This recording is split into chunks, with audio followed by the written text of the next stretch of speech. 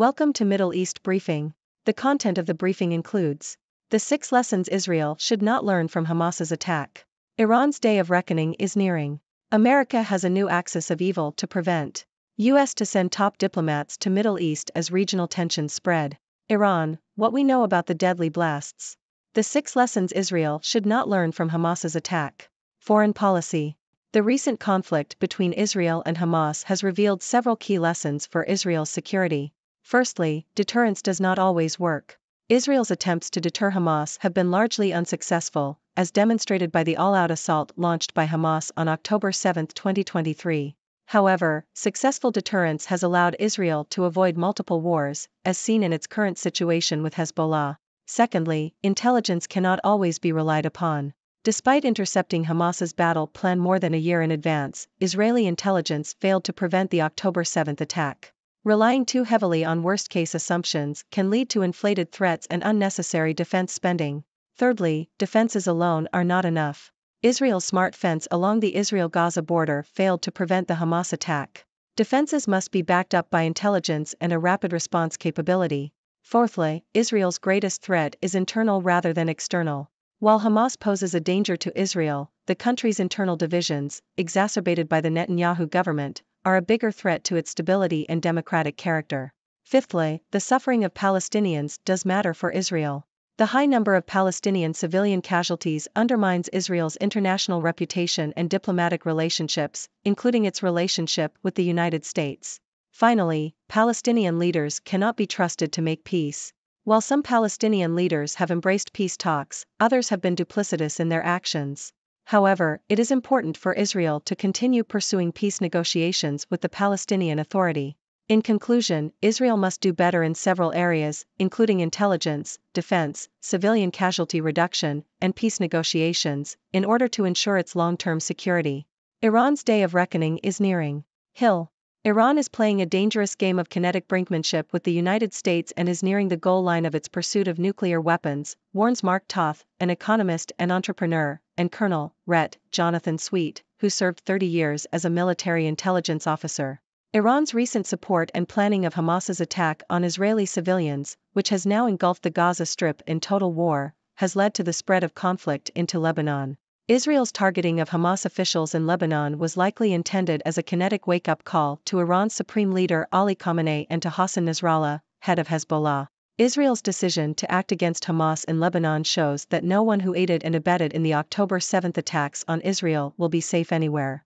Iran has undermined U.S. efforts to normalize diplomatic relations between Israel and Saudi Arabia, and continues to threaten key oil shipping lanes by closing the Strait of Hormuz. It is time for Washington to hold Iran to account, and Israel is likely to keep widening its attacks against Hamas and Hezbollah in Lebanon. America has a new axis of evil to prevent. Bloomberg. The risk of a global conflict, possibly leading to World War III, has increased due to tensions between Russia and Ukraine, and Israel and Hamas, according to an opinion piece in Bloomberg. The article suggests that conflicts can quickly escalate and draw in other belligerents, as happened in World War I. The author proposes that an axis of evil consisting of Iran, Russia, China, and North Korea could potentially form if the U.S. is distracted or weakened, and recommends building alliances to counter each adversary separately. A last best hope is an axis of stability, with dual Sino-American leadership. U.S. to send top diplomats to Middle East as regional tensions spread. Al Jazeera. U.S. Secretary of State Antony Blinken is set to engage in shuttle diplomacy in the Middle East as tensions in the region continue to escalate. Blinken's visit comes as conflicts in the region reach boiling point, with increased attacks by Israel in Gaza, the occupied West Bank, Syria, and Lebanon. The U.S. is seeking to calm tensions and restore calm in the region, with Special Envoy Amos Hochstein expected to lay the groundwork ahead of Blinken's visit. The U.S. has also distanced itself from recent pronouncements by hardline Israeli ministers advocating the displacement of Palestinians as a solution to the crisis.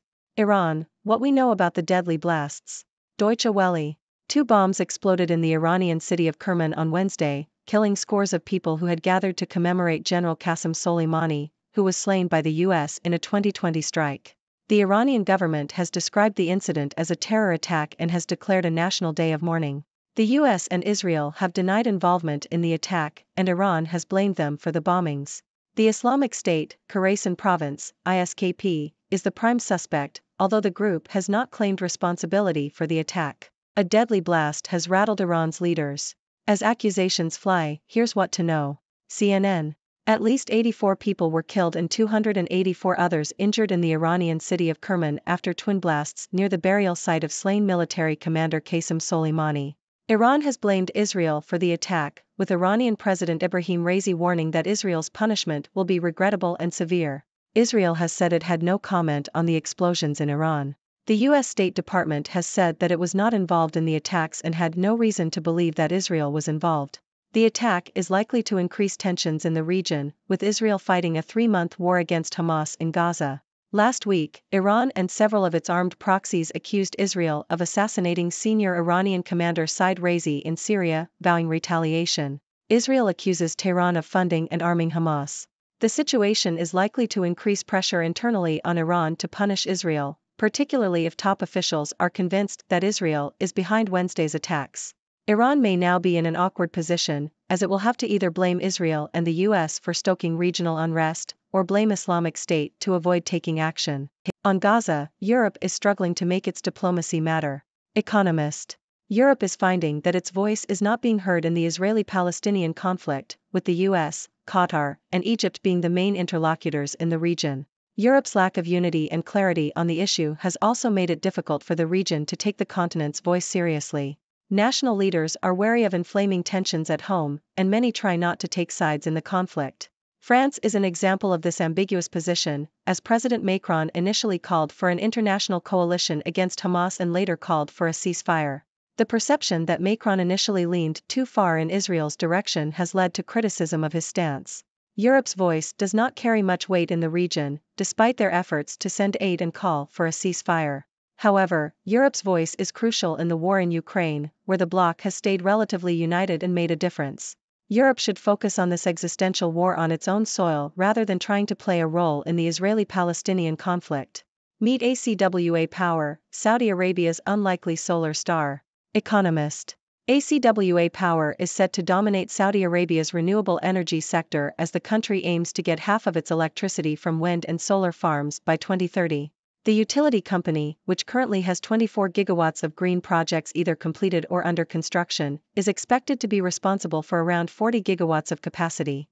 ACWA Power's market value has nearly quadrupled since going public in 2021 and now stands at $50 billion. The company plans to expand further in the domestic market and is also investing in renewable projects in other countries, including China. Iraq blames US for killing of Iran-backed militia leader, vows revenge. South China Morning Post. At least 4 militia fighters were killed, and 6 others wounded, in a drone strike on an Iran-backed militia headquarters in eastern Baghdad on Thursday, police and security sources said. A U.S. strike killed a military commander of the Hashd al-Shabi, an ex-paramilitary force said. Israel launches deadly Gaza strikes as Middle East tensions rise. South China Morning Post. Israeli airstrikes in Gaza have killed dozens of people, according to the health ministry of the Hamas-run Palestinian territory. The Israeli military has been targeting the Islamist militant group in an effort to destroy it. The bombing campaign has resulted in the devastation of Gaza City and Khan Yunis. The health ministry reported dozens of martyrs and more than 100 wounded in the continued barbaric aerial and artillery bombardment of citizens' homes in the Gaza Strip. Meanwhile, an Israeli tank has been seen at the entrance to the Al-Maghazi refugee camp, raising concerns of displacement and further fighting. The camp is home to families and descendants of people who fled the 1948 war surrounding the establishment of the Israeli state. Tensions have also risen with Lebanon following an attack in Beirut, widely believed to have been carried out by Israel, which killed Hamas deputy leader Salah al-Arari. Hezbollah, the powerful Iran-backed movement, has vowed to retaliate. Ladies and gentlemen, I am Dr. Six, your resident observer from the 6 Degrees world, bringing you the latest news and analysis from around the globe. Today, we discussed a range of topics, from the lessons Israel should learn from the recent conflict with Hamas, to the growing tensions in the Middle East, and the struggle of Europe to make its voice heard in the Israeli-Palestinian conflict. Let's start with the lessons Israel should not learn from Hamas's attack. Firstly, deterrence does not always work. Israel's attempts to deter Hamas have been largely unsuccessful, showing that alternative approaches may be needed. Secondly, intelligence cannot always be relied upon.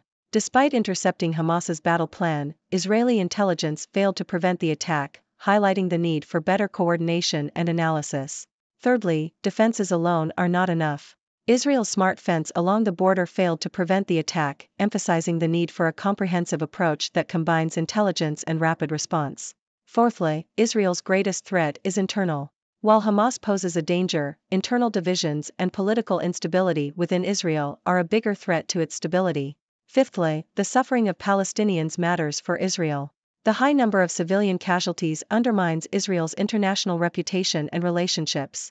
Finally, Palestinian leaders cannot be trusted to make peace, but Israel must continue to pursue negotiations with the Palestinian Authority. Moving on to Iran, the country is playing a dangerous game with the United States in nearing its goal of acquiring nuclear weapons. Iran's support for Hamas's attack on Israel has led to the spread of conflict into Lebanon, and Israel's response shows that no one who aided in the attack will be safe. It is time for the US to hold Iran accountable, and Israel is likely to continue its attacks against Hamas and Hezbollah in Lebanon. Next, we discuss the risk of a global conflict, possibly leading to World War III, due to tensions between Russia and Ukraine, and Israel and Hamas. The article suggests building alliances to counter each adversary separately and proposes an axis of stability with dual Sino-American leadership as a last best hope. In the midst of escalating tensions in the Middle East, U.S. Secretary of State Antony Blinken is set to engage in shuttle diplomacy to calm the situation and restore calm in the region. We also touched upon the deadly blasts in Iran and the blame game that has followed.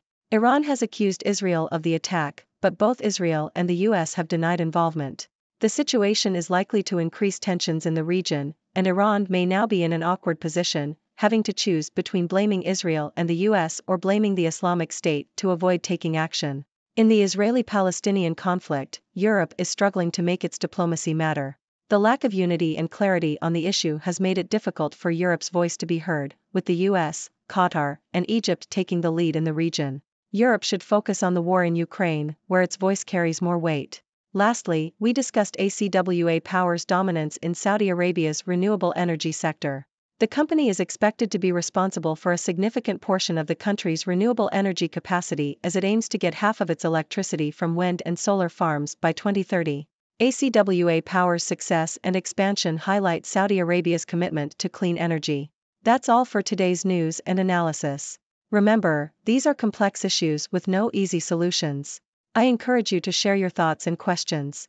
What do you think about the lessons Israel should not learn from Hamas's attack? How should the US hold Iran accountable? And what role should Europe play in the Israeli-Palestinian conflict? Let's hear your ideas. Thank you for tuning in. The content above showcases the latest briefing reports and analytical synopses, thoughtfully curated by the 6Do team. These insights stem from a wide array of reputable media outlets, think tanks, government sources, and specialized experts worldwide. We encourage you to explore these sources for a comprehensive perspective.